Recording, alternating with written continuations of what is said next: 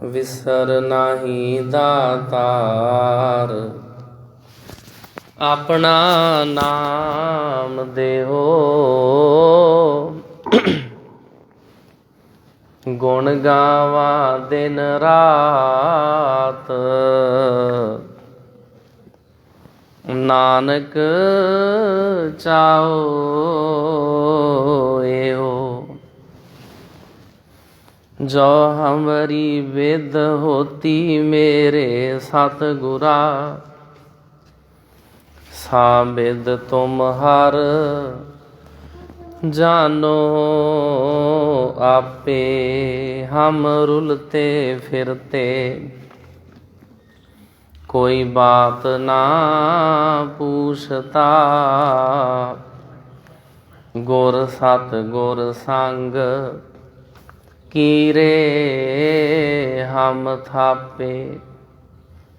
धन धन गुरु नानक जन केरा,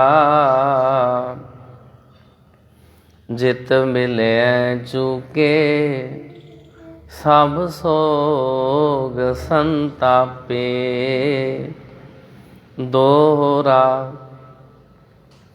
कमल फूल अद्भुत है, बच्यो ताहि ते सोए। नह समीप तह जावई, रहो बिना जल होए। वाहिगुरु जी का खालसा, वाहिगुरु जी की फतेह। लड़ीवार जो आप संगतां हर रोज़ श्री गुरु नानक साहिब जी महाराज जी के जीवन कौतुकां दी कथा सरवण करते आ रहे हो,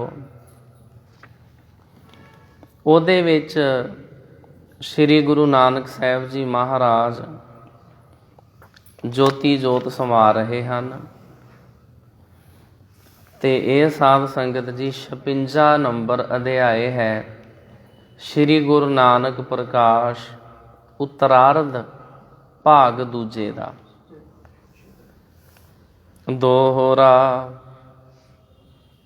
कमल फूल अद्भुत है, बच्यो ताहि ते सोए। नह समीप तह जावई, रहो बिना जल होए। ओ वाहिगुरु अचरज कमल फुल है जो इस काल तो बचिया होया है। काल उस ब्रह्म दे नज़दीक नहीं जाता, उस अगे बलहीन हो के रह जाता है। ਇਹਦਾ ਭਾਵ ਸਾਧ ਸੰਗਤ ਜੀ ਇਹ ਹੋਇਆ, ਬਾਕੀ ਜਿੰਨਾ ਵੀ ਸੰਸਾਰ ਆ ਉਹ ਸਾਰਾ ਕਾਲ ਦੇ ਅਧੀਨ ਆ। ਕਾਲ ਦਾ ਅਰਥ ਹੁੰਦਾ ਸਮਾਂ। ਜਿਹੜਾ ਸਮਾਂ ਹੈ ਉਹ ਸਾਡੇ ਉੱਤੇ ਆਪਣਾ ਅਸਰ ਕਰਦਾ ਰਹਿੰਦਾ। ਜਿਵੇਂ ਦੇ ਅਸੀਂ ਅੱਜ ਹਾਂ ਇਵੇਂ ਦੇ ਕੱਲ੍ਹ ਨਹੀਂ ਸਾਂ। ਇਹ ਚੇਂਜਸ, ਇਹ ਬਦਲਾਅ ਇੰਨੀ ਸਲੋ ਹੁੰਦੇ ਨੇ, ਇੰਨੀ ਹੌਲੀ ਹੁੰਦੇ ਨੇ ਕਿ ਸਾਨੂੰ ਇਹਨਾਂ ਬਦਲਾਵਾਂ ਦਾ ਪਤਾ ਨਹੀਂ ਚੱਲਦਾ। ਸਤਿਗੁਰੂ ਜੀ ਦੀ ਅੰਮ੍ਰਿਤ ਬਾਣੀ ਵਿੱਚ ਜ਼ਿਕਰ ਆਉਂਦਾ ਹੈ,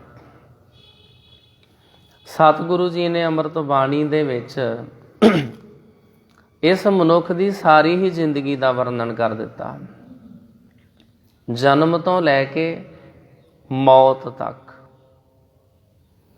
ਕਈ ਰੂਪਾਂ ਦੇ ਵਿੱਚ।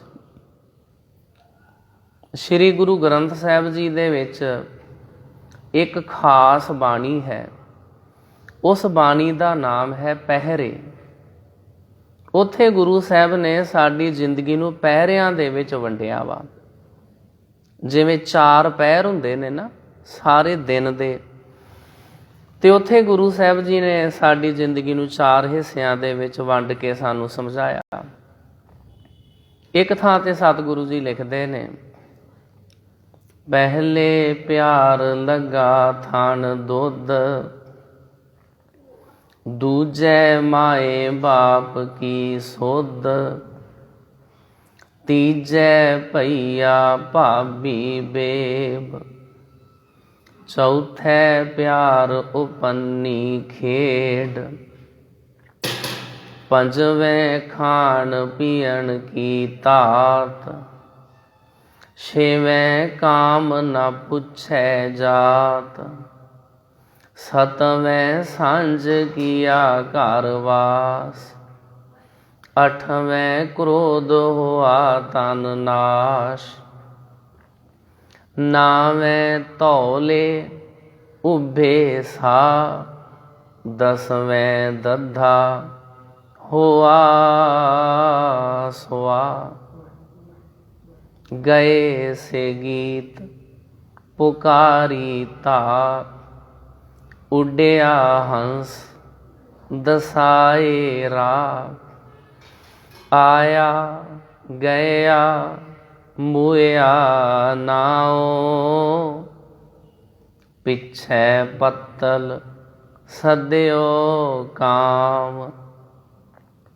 ਨਾਨਕ ਮਨ ਮੁਖ ਅੰਧ ਪਿਆਰ, ਬਾਜ ਗੁਰੂ ਡੁੱਬਾ ਸੰਸਾਰ।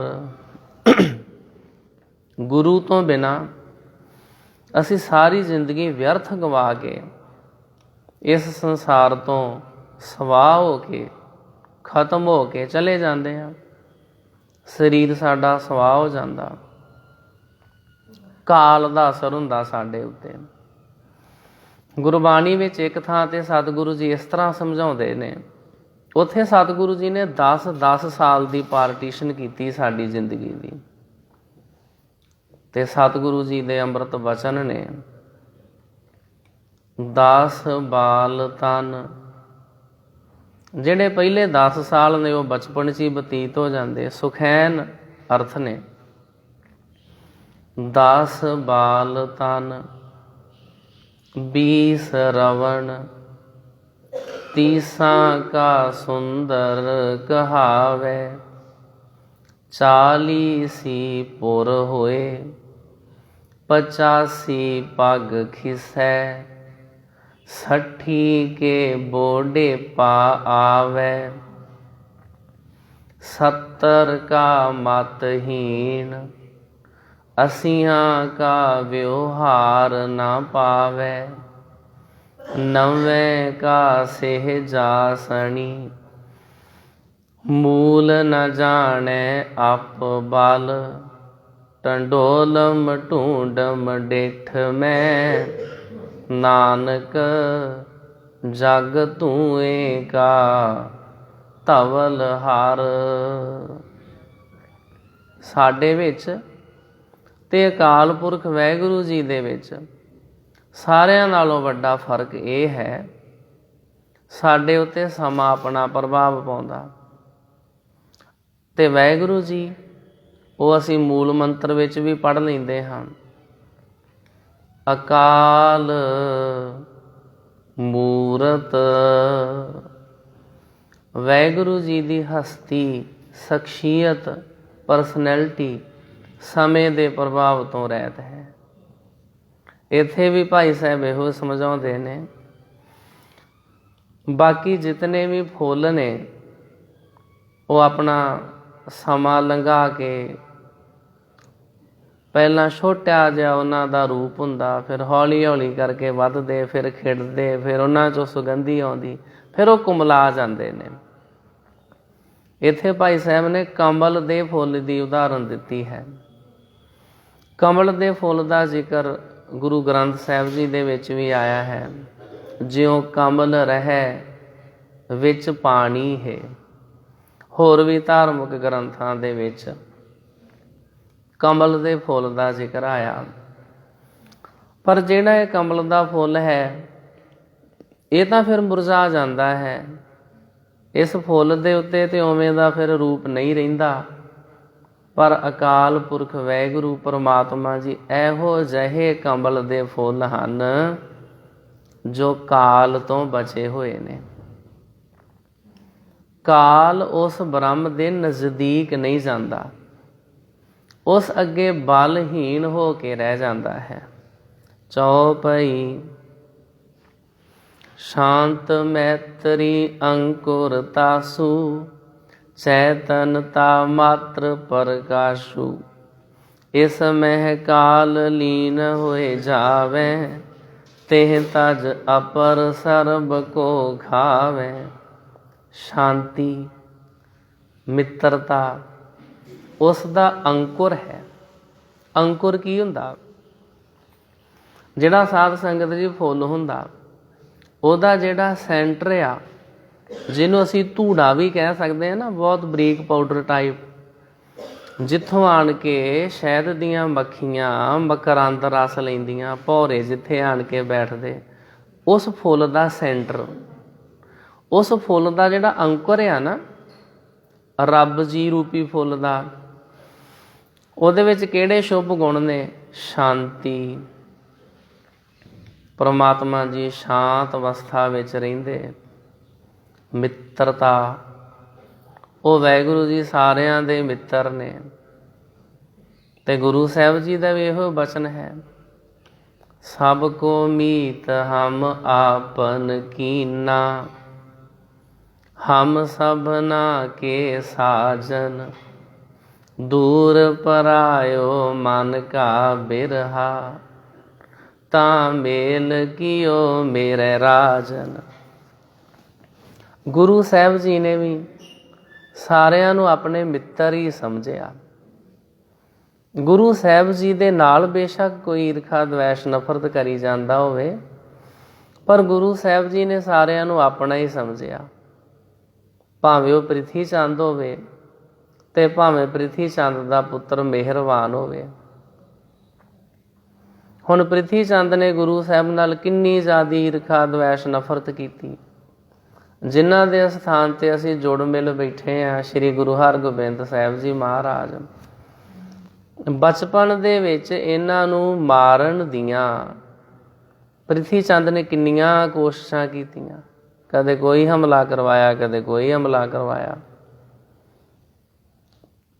ਕਦੇ ਤੇ ਪ੍ਰਿਥੀ ਚੰਦ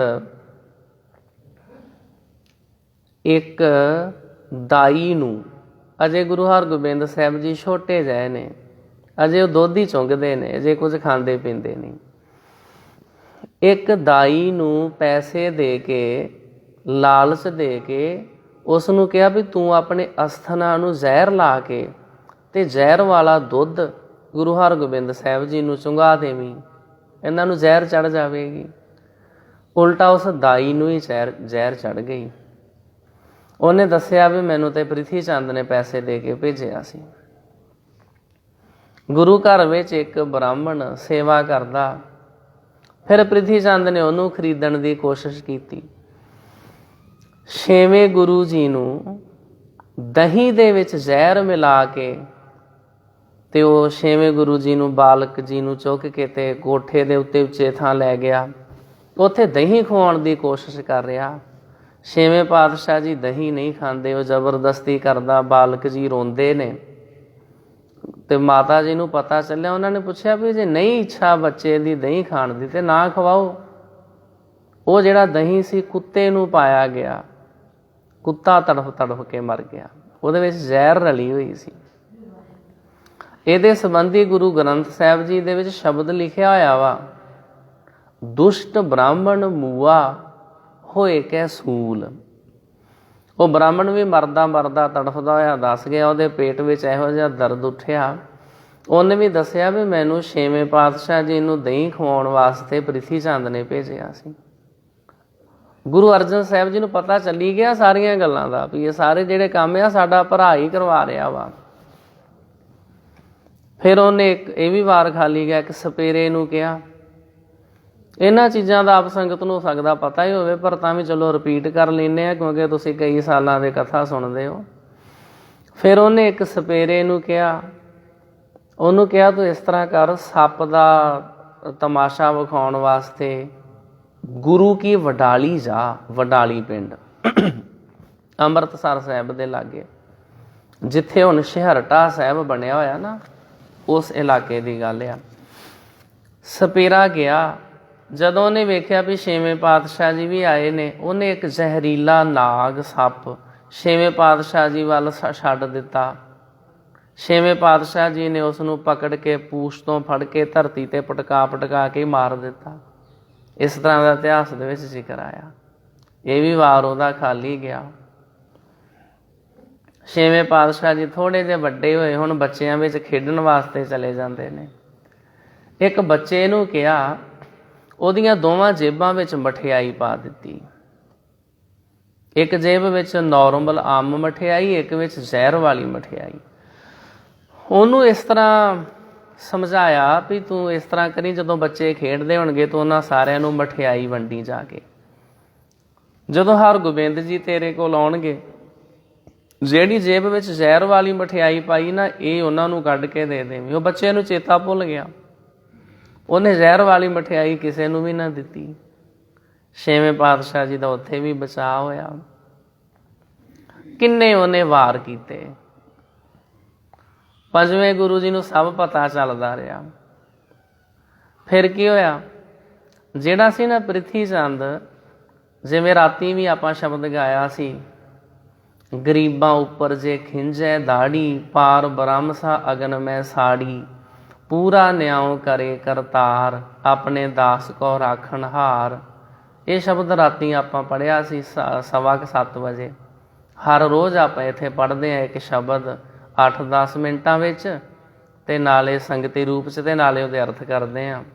ਆਪ ਸੰਗਤਾਂ ਵੀ ਕੋਸ਼ਿਸ਼ ਕਰਿਆ ਕਰੋ ਵੀ ਬੱਚਿਆਂ ਦੇ ਸਮੇਤ ਗੁਰੂ ਚਰਨਾਂ ਵਿੱਚ ਸ਼ਬਦ ਚੌਂਕੀ ਵਿੱਚ ਹਾਜ਼ਰ ਹੋ ਕੇ ਗੁਰੂ ਦਾ ਸ਼ਬਦ ਅਤੇ ਉਹਦੇ ਅਰਥ ਸੁਣਿਆ ਕਰੋ। ਉਹਦੇ ਵਿੱਚ ਵੀ ਜ਼ਿਕਰ ਆਇਆ। ਤਾਂ ਸਾਧ ਸੰਗਤ ਜੀ ਫਿਰ ਨਾ ਪ੍ਰਿਥੀ ਚੰਦ ਜਿਹੜਾ ਇਹਨਾਂ ਈਰਖਾ ਦਵੈਸ਼ ਨਫ਼ਰਤ ਦੀ ਅੱਗ ਵਿੱਚ ਸੜਦਾ ਰਿਹਾ ਸੀ, ਫਿਰ ਉਹ ਆਪ ਖੁਦ ਬਿਮਾਰ ਹੋ ਗਿਆ। ਗਰਮੀਆਂ ਦੇ ਦਿਨ ਉਹਨੇ ਖਰਬੂਜੇ ਖਾ ਕੇ ਤੇ ਉੱਪਰੋਂ ਪਾਣੀ ਪੀ ਲਿਆ, ਉਹਨੂੰ ਹੈਜ਼ਾ ਹੋ ਗਿਆ। ਸ਼੍ਰੀ ਗੁਰੂ ਅਰਜਨ ਸਾਹਿਬ ਜੀ ਮਹਾਰਾਜ ਨੂੰ ਪਤਾ ਚੱਲਿਆ। ਗੁਰੂ ਸਾਹਿਬ ਜੀ ਇਸ ਗੱਲ ਦੇ ਉੱਤੇ ਖੁਸ਼ ਨਹੀਂ ਹੋਏ ਵੀ ਇੰਨਾ ਵੱਡਾ ਦੁਸ਼ਟ ਬੰਦਾ ਬਿਮਾਰ ਹੋ ਗਿਆ ਨਾ। ਉਹਨਾਂ ਨੇ ਫਿਰ ਗੁਰੂ ਚਰਨਾਂ 'ਚ ਅਰਦਾਸ ਕੀਤੀ, ਵਾਹਿਗੁਰੂ ਜੀ ਰਾਖ ਲਿਓ ਭਾਈ ਮੇਰੇ ਕੋ, ਪ੍ਰਭ ਆਗੇ ਅਰਦਾਸ।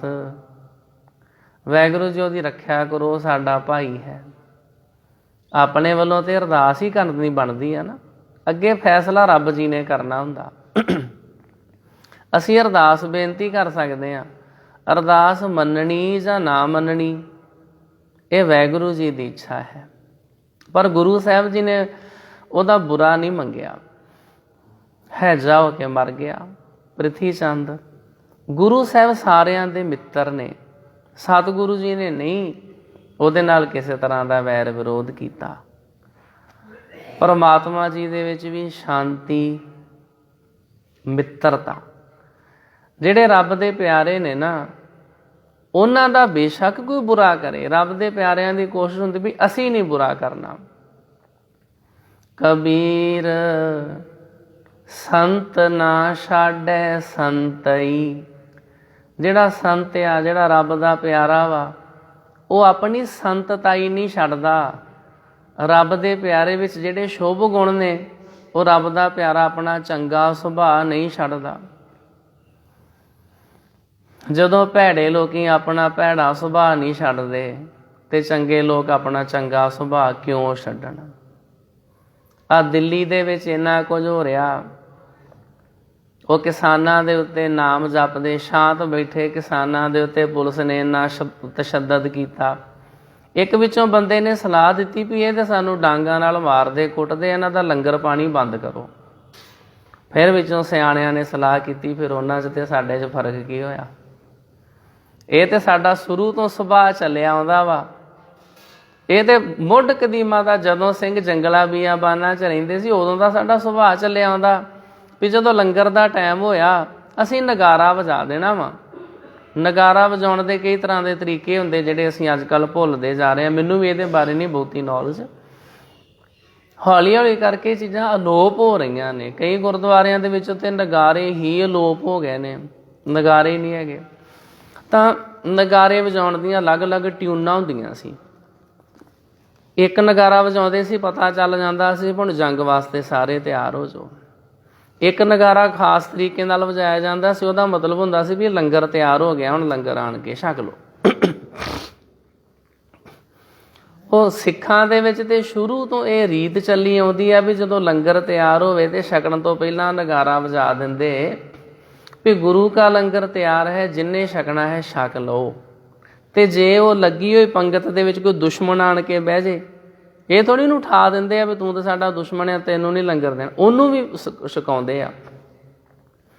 ਤਾਹੀਂ ਸਮੈ ਦੁਸ਼ਮਣ ਜੇ ਆਵੈ, ਪਰਮ ਮੀਤ ਸਮ ਤਾਹੇ ਛਕਾਵੈ। ਜੇ ਸਿੱਖਾਂ ਦੀ ਪੰਗਤ ਵਿੱਚ ਆਣ ਕੇ ਦੁਸ਼ਮਣ ਵੀ ਬਹਿ ਜੇ ਨਾ, ਕਿਸੇ ਤਰ੍ਹਾਂ ਦਾ ਕੋਈ ਵੈਰ ਵਿਤਕਰਾ ਨਹੀਂ। ਜਿੰਨੀ ਵਾਰੀ ਬਾਕੀ ਸਾਰਿਆਂ ਨੂੰ ਦਾਲ ਸਬਜ਼ੀ ਜੋ ਵੀ ਬਣਿਆ ਪੁੱਛਣਾ ਵਾ, ਦੁਸ਼ਮਣ ਨੂੰ ਵੀ ਉਸੇ ਤਰ੍ਹਾਂ ਹੀ ਡੀਲ ਕਰਨਾ, ਕਿਸੇ ਤਰ੍ਹਾਂ ਦਾ ਮਨ ਮੁਟਾਵ ਨਹੀਂ। ਫਿਰ ਸਾਡੇ ਵਿੱਚ ਤੇ ਉਹਨਾਂ ਵਿੱਚ ਫਰਕ ਕੀ ਹੋਇਆ? ਰੱਬ ਦੇ ਪਿਆਰੇ ਆਪਣਾ ਚੰਗਾ ਸੁਭਾਅ ਕਿਉਂ ਛੱਡਣ? ਹਰ ਇੱਕ ਆਪ ਸੰਗਤਾਂ ਨੇ ਹੁਕਮਨਾਮਾ ਸਰਵਣ ਕੀਤਾ ਹੋਵੇਗਾ। ਹਰ ਜਨ ਰਾਮ ਨਾਮ ਗੁਣ ਗਾਵੇ, ਜੇ ਕੋਈ ਨਿੰਦ ਕਰੇ ਹਰ ਜਨ ਕੀ, ਆਪਣਾ ਗੁਣ ਨਾ ਗਵਾਵੇ। ਮੁਸਲਮਾਨ ਲਿਖਾਰੀਆਂ ਨੇ ਸਿੱਖਾਂ ਨਾਲ ਇੰਨੀ ਨਫ਼ਰਤ ਕੀਤੀ, ਉਹਨਾਂ ਨੇ ਸਿੱਖਾਂ ਦੇ ਵਾਸਤੇ ਸ਼ਬਦ ਵਰਤਿਆ ਸੱਗ। ਸੱਗ ਦਾ ਅਰਥ ਹੁੰਦਾ ਕੁੱਤੇ, ਵੀ ਇਹ ਕੁੱਤੇ ਨੇ, ਇਸ ਤਰ੍ਹਾਂ ਮੁਸਲਮਾਨ ਲਿਖਾਰੀਆਂ ਨੇ ਲਿਖਿਆ। ਪਰ ਇਹ ਸਾਰਾ ਕੁਝ ਲਿਖਦਿਆਂ ਵੀ ਉਹਨਾਂ ਨੂੰ ਲਿਖਣਾ ਪਿਆ, ਇਹ ਜਿਹੜੇ ਸਿੱਖ ਹਨ ਬੇਸ਼ੱਕ ਸੱਗ ਹਨ, ਪਰ ਇਹਨਾਂ ਦੇ ਵਿੱਚੋਂ ਕੋਈ ਵੀ ਕਰੈਕਟਰਲੈਸ ਨਹੀਂ ਹੁੰਦਾ, ਇਹ ਉੱਚੇ ਸੁੱਚੇ ਆਚਰਨ ਵਾਲੇ ਹੁੰਦੇ ਨੇ। ਜਿਹੜੇ ਸ਼ੁਭ ਗੁਣ ਨੇ ਉਹ ਕਿਤੇ ਵੀ ਲੁਕੇ ਛਿਪੇ ਨਹੀਂ ਰਹਿੰਦੇ।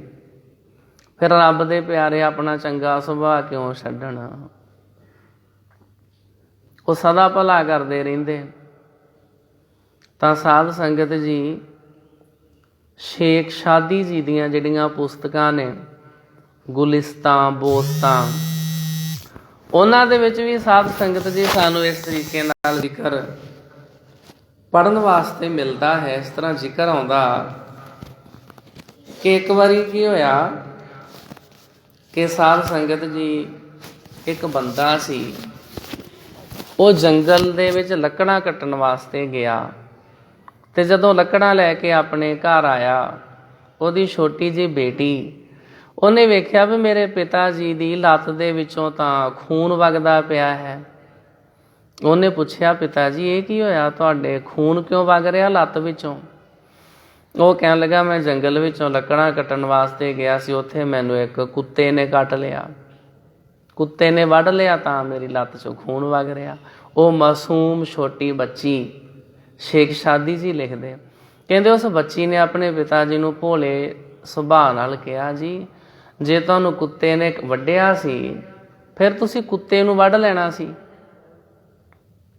ਉਹ ਸਿਆਣਾ ਪੁਰਸ਼ ਉਹਨੇ ਜਵਾਬ ਦਿੱਤਾ, ਫਿਰ ਮੇਰੇ ਵਿੱਚ ਤੇ ਕੁੱਤੇ ਦੇ ਵਿੱਚ ਫਰਕ ਕੀ ਰਹਿ ਜਾਣਾ ਸੀ? ਜੇ ਮੈਂ ਵੀ ਕੁੱਤੇ ਦੀ ਲੱਤ ਨੂੰ ਚੱਕ ਮਾਰਦਾ, ਫਿਰ ਮੈਂ ਬੰਦਾ ਥੋੜ੍ਹੀ ਸੀ।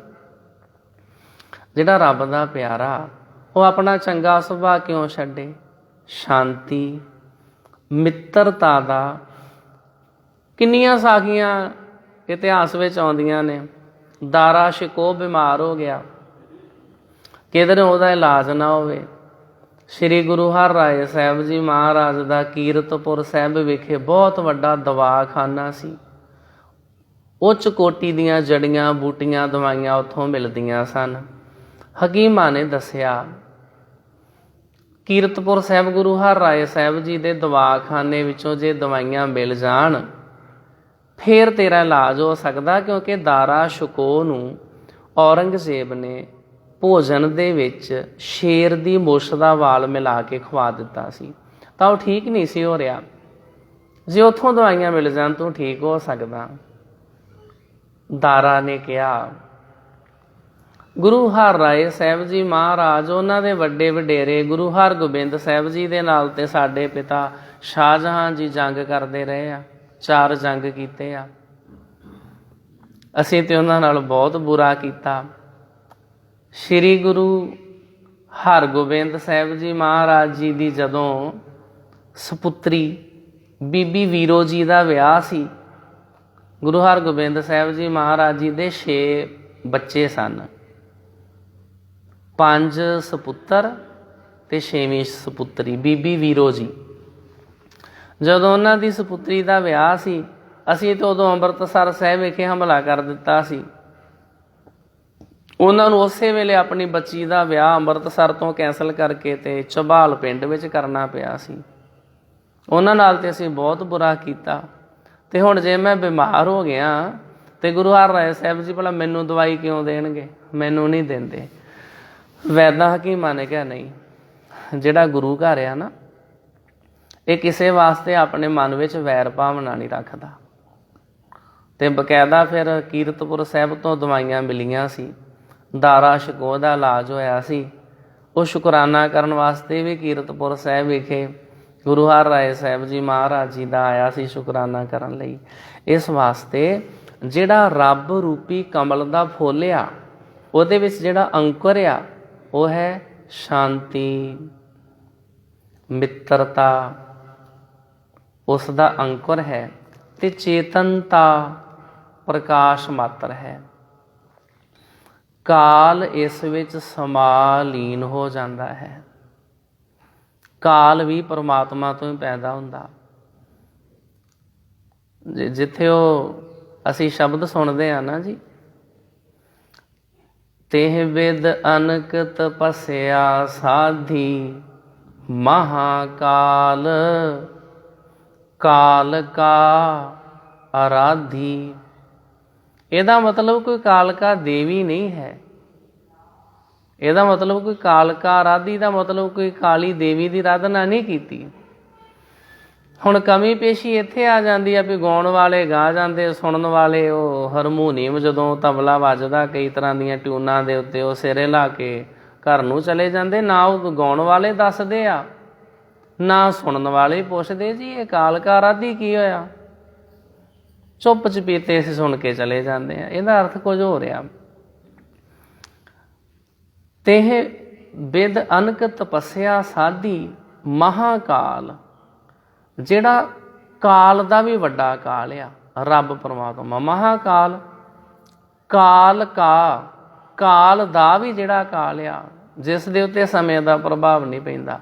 ਕਾਲ ਕਾ ਆਰਾਧੀ, ਆਰਾਧੀ ਦਾ ਮਤਲਬ ਆਰਾਧਨ ਕਰਨ ਵਾਲਾ, ਆਰਾਧਨ ਕਰਨ ਵਾਲਾ, ਆਰਾਧੀ ਆਰਾਧਨਾ ਕਰਨ ਵਾਲਾ। ਜਿਵੇਂ ਭਗਤੀ ਕਰਨ ਵਾਲੇ ਨੂੰ ਭਗਤ ਕਹਿ ਦਿੰਦੇ ਆ, ਆਰਾਧਨਾ ਕਰਨ ਵਾਲੇ ਨੂੰ ਆਰਾਧੀ ਕਹਿ ਦਿੰਦੇ ਆ। ਆਰਾਧਨਾ ਕਰਨ ਵਾਲਾ ਪਰਮਾਤਮਾ ਜੀ ਦੀ ਆਰਾਧਨਾ ਕਰਨ ਵਾਲਾ, ਉਹ ਪਰਮਾਤਮਾ ਜੀ ਸਭ ਤੋਂ ਵੱਡੇ ਨੇ। ਕਾਲ ਇਸ ਵਿੱਚ ਸਮਾ ਲੀਨ ਹੋ ਜਾਂਦਾ ਹੈ। ਇਵੇਂ ਦਾ ਹੀ ਸਾਧ ਸੰਗਤ ਜੀ ਜ਼ਿਕਰ ਸ੍ਰੀ ਗੁਰੂ ਨਾਨਕ ਸਾਹਿਬ ਜੀ ਮਹਾਰਾਜ ਜੀ ਦੇ ਸਮੇਂ ਆਉਂਦਾ ਹੈ। ਜਦੋਂ ਉਹ ਸੰਗਤ ਦੇ ਵਿੱਚ ਇੱਕ ਛੋਟਾ ਜਿਹਾ ਬਾਲਕ ਆਉਂਦਾ ਹੁੰਦਾ ਸੀ ਅੰਮ੍ਰਿਤ ਵੇਲੇ, ਉਹਨੇ ਆਣ ਕੇ ਕਥਾ ਵਿਚਾਰ ਸੁਣਨੀ। ਇੱਕ ਦਿਨ ਗੁਰੂ ਨਾਨਕ ਸਾਹਿਬ ਜੀ ਨੇ ਕਿਹਾ ਵੀ ਇਹਨੂੰ ਫੜ ਲਓ, ਇਹਨੂੰ ਜਾਣ ਨਹੀਂ ਦੇਣਾ। ਉਹ ਸਿੱਖਾਂ ਨੇ ਨਿੱਕੇ ਜਿਹੇ ਬੱਚੇ ਨੂੰ ਫੜ ਲਿਆ। ਦੀਵਾਨ ਦੀ ਸਮਾਪਤੀ ਹੋ ਗਈ।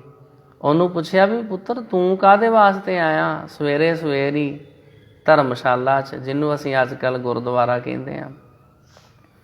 ਸਵੇਰੇ ਸਵੇਰ ਤੇ ਵੱਡੇ ਵੱਡੇ ਨਹੀਂ ਆਉਂਦੇ, ਰਜਾਈ ਛੱਡਣ ਨੂੰ ਜੀਅ ਨਹੀਂ ਕਰਦਾ, ਇੰਨੀ ਠੰਡ ਹੁੰਦੀ। ਤੇ ਤੈਨੂੰ ਪੁੱਤਰ ਕੀ ਕਾਹਦਾ ਫਿਕਰ ਪਿਆ ਸਵੇਰੇ ਸਵੇਰੀ ਗੁਰਦੁਆਰੇ?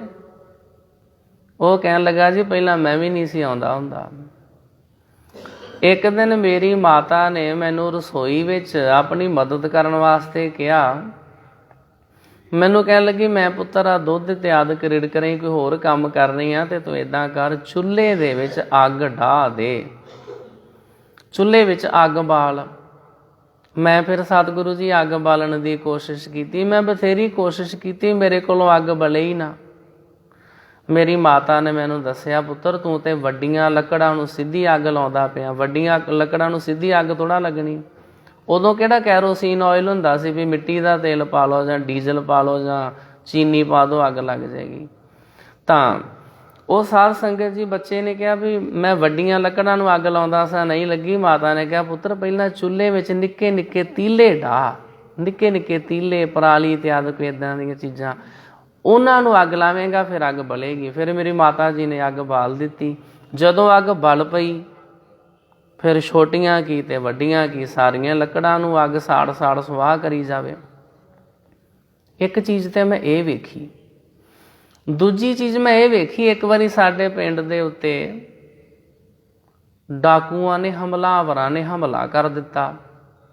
ਉਹਨਾਂ ਨੇ ਸਾਡੀਆਂ ਫਸਲਾਂ ਵੱਢ ਲਈਆਂ। ਉਹਨਾਂ ਨੇ ਨਹੀਂ ਵੇਖਿਆ ਵੀ ਕਿਹੜੀ ਫਸਲ ਕੱਚੀ ਆ, ਕਿਹੜੀ ਵੱਡੀ ਆ, ਕਿਹੜੀ ਪੱਕੀ ਆ। ਉਹਨਾਂ ਨੇ ਜੀ ਵੱਢ ਵੱਢ ਕੇ ਆਪਣੇ ਘੋੜਿਆਂ, ਪਸ਼ੂਆਂ ਤੇ ਆਦਿਕ ਨੂੰ ਪਾ ਦਿੱਤੀਆਂ। ਬੜਾ ਉਜਾੜਾ ਕੀਤਾ। ਉਹਨਾਂ ਨੇ ਫਰਕ ਹੀ ਨਾ ਕੀਤਾ ਵੀ ਫਸਲਾਂ ਪੱਕੀਆਂ ਵੱਢੀਏ ਕਿ ਫਸਲਾਂ ਕੱਚੀਆਂ ਵੱਢੀਏ। ਦੂਸਰੀ ਚੀਜ਼ ਮੈਂ ਇਹ ਵੇਖੀ ਸੀ, ਇਹ ਦੋਵੇਂ ਚੀਜ਼ਾਂ ਵੇਖ ਕੇ ਵੀ ਜਦੋਂ ਫਸਲ ਵੱਢਦੇ ਨੇ, ਗੁਰਬਾਣੀ ਦਾ ਸ਼ਬਦ ਆ, ਜੈਸੇ ਕਿਰਸਾਨ ਬੋਵੇ ਕਿਰਸਾਨੀ, ਕਾਚੀ ਪਾਕੀ ਬਾੜ ਪਰਾਨੀ। ਕਿਸਾਨ ਦੀ ਮਰਜ਼ੀ ਆ, ਭਾਵੇਂ ਫਸਲ ਨੂੰ ਕੱਚੀ ਵੱਢ ਲਵੇ, ਭਾਵੇਂ ਪੱਕੀ ਵੱਢ ਲਵੇ। ਕੱਲ੍ਹ ਅਸੀਂ ਇੱਥੇ ਪੈਲੀਆਂ 'ਚ ਗਏ ਸੀ ਤੇ ਉੱਥੇ ਬੜੀ ਵਧੀਆ ਕਣਕ ਆ ਕਿਸੇ ਦੀ, ਤੇ ਉਹ ਘਰ ਵਾਲੇ ਕਹਿੰਦੇ ਅਸੀਂ ਵੱਢ ਲੈਣੀ ਆ। ਪੁੱਛਿਆ ਕਿਉਂ? ਕਹਿੰਦੇ ਸਾਡੇ ਪੱਠੇ ਮੁੱਕ ਗਏ ਆ, ਕਣਕ ਹੀ ਵੱਢ ਕੇ ਪਸ਼ੂਆਂ ਨੂੰ ਪਾ ਦੇਣੀ ਆ। ਉਹਨਾਂ ਨੂੰ ਕੋਈ ਰੋਕ ਥੋੜ੍ਹਾ ਸਕਦਾ। ਜਿਨ੍ਹਾਂ ਦੀ ਕਣਕ ਆ ਭਾਵੇਂ ਤੇ ਪਕਾ ਕੇ ਵੱਢ ਲੈਣ ਜਦੋਂ ਸਿੱਟੇ ਨਿਕਲਣ, ਤੇ ਭਾਵੇਂ ਕੱਚੀ ਵੱਢ ਲੈਣ, ਅਗਲੇ ਦੀ ਮਰਜ਼ੀ, ਅਗਲੇ ਦੀ ਪੈਲੀ ਆ। ਇਸੇ ਤਰ੍ਹਾਂ ਅਸੀਂ ਸਾਰੇ ਅਕਾਲ ਪੁਰਖ ਵਾਹਿਗੁਰੂ ਜੀ ਦੀ ਫਸਲ ਆ। ਭਾਵੇਂ ਤੇ ਵਾਹਿਗੁਰੂ ਜੀ ਸਾਨੂੰ ਛੋਟੀ ਜਿਹੀ ਉਮਰ 'ਚ ਹੀ ਆਪਣੇ ਕੋਲ ਬੁਲਾ ਲੈਣ, ਤੇ ਭਾਵੇਂ ਵਾਹਿਗੁਰੂ ਜੀ ਇੰਨੀ ਜ਼ਿਆਦਾ ਉਮਰ ਬਖਸ਼ ਦੇਣ ਵੀ ਬੰਦਾ ਖੁਦ ਹੀ ਅਰਦਾਸ ਕਰੇ ਵੀ ਅਕਾਲ ਪੁਰਖ ਵਾਹਿਗੁਰੂ ਜੀ ਬਹੁਤ ਕੁਝ ਵੇਖਿਆ, ਤੁਸੀਂ ਬੜੀ ਕਿਰਪਾ ਕੀਤੀ, ਤੰਦਰੁਸਤੀ ਬਖਸ਼ੀ ਆ, ਤੇ ਚੱਲਦਾ ਫਿਰਦਾ ਸਰੀਰ ਆ, ਘਰ ਪਰਿਵਾਰ ਵਾਲੇ ਸਾਰੇ ਪਾਸੋਂ ਆਨੰਦ ਹੀ ਆਨੰਦ ਆ। ਆਪ ਜੀ ਜਦੋਂ ਚਾਹੋ ਮੈਨੂੰ ਆਪਣੇ ਕੋਲ ਬੁਲਾ ਸਕਦੇ ਹੋ। ਮੇਰਾ ਹੋਮਵਰਕ ਪੂਰਾ ਜਿਹੜਾ ਤੁਸੀਂ ਕੰਮ ਦਿੱਤਾ ਸੀ ਮੈਂ ਕੰਪਲੀਟ ਕੀਤਾ ਜੀ। ਨਾਮ ਜਪਿਆ, ਬਾਣੀ ਪੜ੍ਹੀ, ਸੇਵਾ ਕੀਤੀ ਆ। ਤੇ ਵਾਹਿਗੁਰੂ ਜੀ ਦੀ ਮਰਜ਼ੀ ਆ ਨਾ। ਭਾਵੇਂ ਤੇ ਵਾਹਿਗੁਰੂ ਜੀ ਕਿਸੇ ਨੂੰ ਛੋਟੇ ਜਿਹੇ ਨੂੰ ਆਪਣੇ ਕੋਲ ਸੱਦ ਲੈਣ, ਤੇ ਭਾਵੇਂ ਕਿਸੇ ਨੂੰ ਲਾਸਟ ਅਵਸਥਾ, ਕਿੰਨੀ ਲੰਬੀ ਉਮਰ ਹੋ ਜਾਵੇ। ਤਾਂ ਫਿਰ ਇਹ ਸਾਰਾ ਕੁਝ ਵੇਖ ਕੇ ਜੀ ਮੇਰੇ ਮਨ ਵਿੱਚ ਖਿਆਲ ਆਇਆ ਵੀ ਜਿਹੜੀ ਮੌਤ ਆ, ਮੌਤ ਵੀ ਕਿਹੜਾ ਕਿਸੇ ਨਾਲ ਵਿਤਕਰਾ ਕਰਦੀ ਆ। ਤਾਂ ਫਿਰ ਜੀ ਮੈਨੂੰ ਮੌਤ ਕੋਲੋਂ ਡਰ ਲੱਗਣ ਲੱਗ ਪਿਆ। ਤਾਂ ਕਰਕੇ ਜੀ ਮੈਂ ਫਿਰ ਸਵੇਰੇ ਸਵੇਰੀ ਗੁਰੂ ਨਾਨਕ ਸਾਹਿਬ ਜੀ ਦੇ ਉਪਦੇਸ਼ ਸੁਣਨ ਵਾਸਤੇ ਆ ਜਾਂਦਾ ਹਾਂ। ਸ਼੍ਰੀ ਗੁਰੂ ਨਾਨਕ ਸਾਹਿਬ ਜੀ ਮਹਾਰਾਜ ਨੇ ਸਮਝਾਇਆ, ਪੁੱਤਰ ਬੱਚੇ ਮੌਤ ਕੋਲੋਂ ਡਰੀਦਾ ਨਹੀਂ। ਰੱਬ ਜੀ ਦੇ ਗੁਣ ਗਾਈਦੇ ਨੇ। ਜਿਹੜਾ ਪਰਮਾਤਮਾ ਹੈ ਉਹ ਕਾਲ ਦਾ ਵੀ ਕਾਲ ਆ। ਜੇ ਪਰਮਾਤਮਾ ਜੀ ਦਾ ਆਰਾਧਨ ਕਰੀਏ ਫਿਰ ਮੌਤ ਦੇ ਕੋਲੋਂ ਡਰ ਨਹੀਂ ਲੱਗਦਾ। ਤੇ ਸਾਧ ਸੰਗਤ ਜੀ ਉਹੀ ਛੋਟਾ ਬਾਲਕਾ ਵੱਡਾ ਹੋ ਕੇ ਫਿਰ ਧੰਨ ਬਾਬਾ ਬੁੱਢਾ ਸਾਹਿਬ ਜੀ ਬਣੇ। ਜਿਹੜਾ ਛੋਟਾ ਬੱਚਾ ਮੌਤ ਦੇ ਕੋਲੋਂ ਡਰਦਾ ਸੀ, ਉਹਨਾਂ ਦੀ ਉਮਰ 125 ਸਾਲ ਦੀ ਹੋਈ, 125 ਸਾਲ ਦੀ ਉਮਰ ਬਾਬਾ ਬੁੱਢਾ ਸਾਹਿਬ ਜੀ ਦੀ। ਉਹਨਾਂ ਨੂੰ ਬ੍ਰਹਮ ਗਿਆਨੀ ਕਰਕੇ ਵੀ ਅਸੀਂ ਯਾਦ ਕਰਦੇ ਹਾਂ। ਕਿੰਨੇ ਰੱਬ ਦੇ ਪਿਆਰੇ ਗੁਰੂ ਸਾਹਿਬਾਨਾਂ ਦੇ ਦਰਸ਼ਨ ਕੀਤੇ। ਫਿਰ ਆਖਰੀ ਸਮੇਂ ਉਹਨਾਂ ਨੇ ਆਪ ਮਹਾਰਾਜ ਕੋਲੋਂ ਛੁੱਟੀ ਲਈ ਵੀ ਸੱਚੇ ਪਾਤਸ਼ਾਹ ਜੀ ਮੇਰਾ ਹੁਣ ਸਰੀਰ ਬਜ਼ੁਰਗ ਹੋ ਗਿਆ ਵਾ, ਮੈਨੂੰ ਹੁਣ ਛੁੱਟੀ ਬਖਸ਼ੋ, ਤੇ ਮੈਨੂੰ ਤੁਸੀਂ ਨਾ ਬੀੜ ਸਾਹਿਬ ਵਿਖੇ ਭੇਜ ਦਿਓ। ਝਬਾਲ ਦੇ ਲਾਗੇ ਗੁਰੂ ਕੀ ਰੱਖ ਜੰਗਲ, ਗੁਰੂ ਕੀ ਬੀੜ, ਉੱਥੇ ਬਹੁਤ ਖੁੱਲ੍ਹੀ ਪੈਲੀ ਸੀ ਗੁਰੂ ਘਰ ਦੀ। ਉੱਥੇ ਬਾਬਾ ਬੁੱਢਾ ਸਾਹਿਬ ਜੀ ਫਿਰ ਗਏ। ਫਿਰ ਉੱਥੇ ਸੇਵਾ ਕਰਦੇ ਰਹੇ। ਬਹੁਤ ਸਰੀਰ ਬਜ਼ੁਰਗ ਹੋ ਗਿਆ, ਤਾਂ ਵੀ ਅੰਮ੍ਰਿਤ ਵੇਲੇ ਦੀ ਸੰਭਾਲ ਕਰਨੀ। ਅਤੇ ਉਹਨਾਂ ਨੂੰ ਸਮਰਪਿਤ ਇੱਕ ਸ਼ਬਦ ਵੀ ਹੈ, ਗਿਆਨੀ ਮਾਨ ਸਿੰਘ ਜੀ ਝੌਰ ਹੋਰਾਂ ਨੇ ਵੀ ਜ਼ਿਕਰ ਕੀਤਾ। ਮਹਾਮੋਹਨੀ ਤੁਝ ਨਾ ਵਿਆਪੈ, ਤੇਰਾ ਆਲਸ ਕਹਾਂ ਗਇਓਰੀ। ਵੀ ਬਾਬਾ ਜੀ ਤੁਹਾਡੀ ਇੰਨੀ ਲੰਬੀ ਉਮਰ ਹੋ ਗਈ ਆ, ਤਾਂ ਵੀ ਤੁਸੀਂ ਅੰਮ੍ਰਿਤ ਵੇਲਾ ਸਾਂਭਦੇ ਹੋ, ਇੰਨੀ ਸੇਵਾ ਕਰਦੇ ਹੋ। ਫਿਰ ਉਹਨਾਂ ਦਾ ਜਦੋਂ ਆਖਰੀ ਸਮਾਂ ਆਇਆ ਤੇ ਬਾਬਾ ਬੁੱਢਾ ਸਾਹਿਬ ਜੀ ਨੇ ਫਿਰ ਸ਼੍ਰੀ ਗੁਰੂ ਹਰਗੋਬਿੰਦ ਸਾਹਿਬ ਜੀ ਮਹਾਰਾਜ ਨੂੰ ਬੇਨਤੀ ਕੀਤੀ ਵੀ ਸੱਚੇ ਪਾਤਸ਼ਾਹ ਜੀ ਬਣਦਾ ਤੇ ਵੈਸੇ ਇਹ ਹੈ ਵੀ ਮੈਂ ਤੁਹਾਡੇ ਦਰਸ਼ਨ ਦਿਦਾਰੇ ਕਰਨ ਵਾਸਤੇ ਆਵਾਂ, ਪਰ ਮੈਂ ਮਹਾਰਾਜ ਜੀ ਹੁਣ ਬਜ਼ੁਰਗ ਬਹੁਤ ਹੋ ਗਿਆ ਹਾਂ, ਆਪ ਜੀ ਆਪ ਹੀ ਕਿਰਪਾ ਕਰੋ, ਨਾਲੇ ਮੈਨੂੰ ਦਰਸ਼ਨ ਦੇ ਜਾਓ। ਤੇ ਫਿਰ ਸ੍ਰੀ ਗੁਰੂ ਹਰਗੋਬਿੰਦ ਸਾਹਿਬ ਜੀ ਮਹਾਰਾਜ ਨੇ ਰਮਦਾਸ ਜਾ ਕੇ ਬਾਬਾ ਬੁੱਢਾ ਸਾਹਿਬ ਜੀ ਨੂੰ ਦਰਸ਼ਨ ਦਿਦਾਰੇ ਬਖਸ਼ੇ, ਆਪਣੇ ਹੱਥੀਂ ਉਹਨਾਂ ਦਾ ਸੰਸਕਾਰ ਕੀਤਾ। ਤੋ ਅਕਾਲ ਪੁਰਖ ਵਾਹਿਗੁਰੂ ਜੀ ਜਿਹੜੇ ਹਨ ਉਹ ਸਾਧ ਸੰਗਤ ਜੀ ਸਮੇਂ ਦੇ ਪ੍ਰਭਾਵ ਤੋਂ ਰਹਿਤ ਹਨ। ਜਿਹੜੇ ਉਸ ਵਾਹਿਗੁਰੂ ਜੀ ਦੇ ਚਰਨਾਂ ਨਾਲ ਜੁੜ ਜਾਂਦੇ ਹਨ ਉਹਨਾਂ ਨੂੰ ਕਿਸੇ ਪ੍ਰਕਾਰ ਦਾ ਫਿਰ ਮੌਤ ਦੇ ਕੋਲੋਂ ਵੀ ਡਰ ਨਹੀਂ ਲੱਗਦਾ।